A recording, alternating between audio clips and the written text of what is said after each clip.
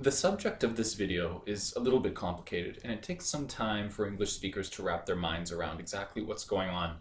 So when you're watching this video for the first time, what I would recommend is just trying to kind of listen for the logic of what's happening. Just kind of let me talk, try to conceptualize things, don't worry about getting it all down in one view, and watch it again, and hopefully it will sink in.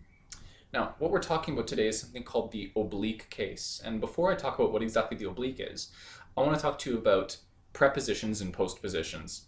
Okay, so in English we have a class of words called prepositions. What exactly prepositions are is kind of obvious in the actual name of them. Preposition, they come before another word. And what they actually do is describe location, time, cause, and a whole bunch of other things, but they come before the word in question. So let me give you an example. Using my name, Stephen. To Stephen, for Stephen, by Stephen, with Stephen.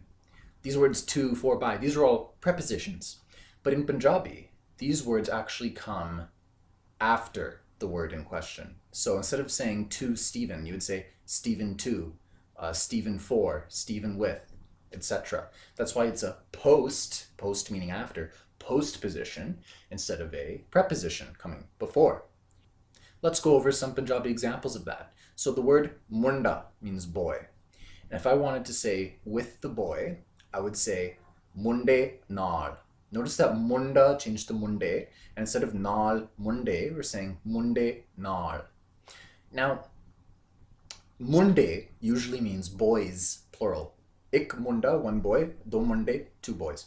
But here, munde has changed because of the presence of the postposition, naal. And this is what we call the oblique case. And words change in different ways, and that's what we're going to go over today.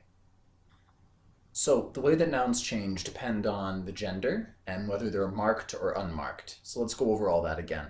Firstly, masculine nouns which are marked, meaning they end in a or ia. These nouns change as if they're going into the plural. So we just looked at munDaa, that's a marked masculine noun, munDaa meaning boy. So munDaa becomes munde, munde nu. Ia, an example would be rupiaa, meaning a rupee, an Indian rupee. And just like the plural, rupiaa becomes rupae. So ik rupae naal, with one rupee. If the masculine noun is unmarked, meaning it does not end in a, it ends in anything else, basically what happens is it does not change at all. It's very simple. So let's use the word ghar, meaning house. To the house would be ghar nu, not ghare nu, but ghar nu. Ghar stays ghar, just like ik ghar, one house, do ghar, two houses. Secondly, now let's look at masculine plural nouns. So ik munDaa, do munde. So we see munde nu means to the boy. How do we say to the boys? E becomes eang, mundeanu. Okay, mundeanu. If the plural is unmarked, masculine unmarked, as we just said, ghar, house, ghar, houses, ik ghar, do ghar, then it just adds an. So ik ghar nu to one house, do gharan nu to two houses, do gharanu.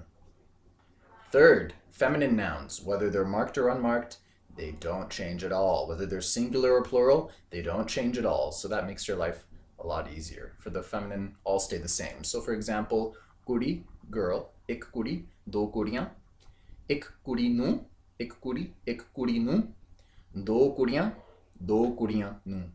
Exact same, no change.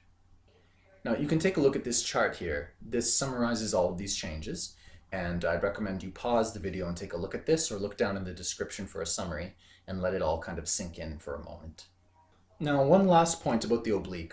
So I told you it's used with postpositions, right? And postpositions describe direction or place or anything else.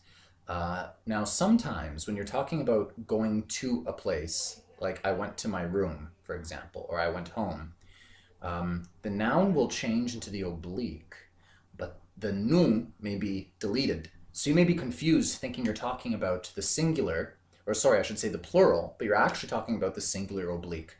I know these are a lot of grammatical terms, it's a little bit confusing, but let me give you an example. So if you say, I apne kamre, my room or rooms, gaya, went. I went to my room, or I went to my rooms. Kamre usually means rooms, plural. So how do you know that it's not plural? How do we know that it's actually referring to one room? Because what I'm trying to say is, and you can tell from the context, I went to my room. Main apne kamre gaya. If I want to say I went to my rooms, I would say main apne kamreyan gaya. Okay, so you kind of just have to tell from the context. Now I know that seems like, oh God, an exception. How am I going to deal with that? But that's actually a very, very common thing, very, very common construction. You'll hear it all the time in spoken Punjabi, so that'll sink in very easily. And you just know from the context. If someone's talking about going to one room or to two rooms or to one house or two houses or whatever it is, you'll know from the context. So don't panic, just kind of let it sink in. So I know the oblique can be really complicated. It's not an easy concept for us English speakers to wrap our minds around, but just let it sink in, watch this video a few times, and hopefully you'll get it down after some practice. Check out the Google Docs worksheet I'll be uploading very soon along with this video, and hopefully that will give you the practice you need.